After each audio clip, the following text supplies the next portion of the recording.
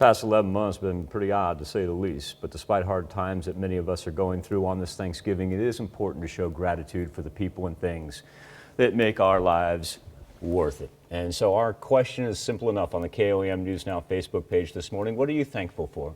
Kimberly Wright says, thankful for family and friends. Thank God every day for our blessings. Alicia Sherman Parrish, for family and our health. John Trivian, thankful for the good Lord, family and friends, and our President Donald Trump, and for you guys at KOAM. Thank you, John. Good morning, America. And we say good morning, John Trivian. Mary Dugan, most grateful that my husband and I have not had COVID.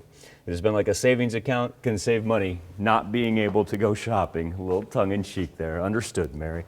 On the KOAM News Now Insta-poll page this morning, go to KOAMnewsnow.com/vote, and this kind of warms my heart to see that family is going to be our runaway winner. Once again, you go to KOAMnewsnow.com/vote. Now, while we celebrate Thanksgiving,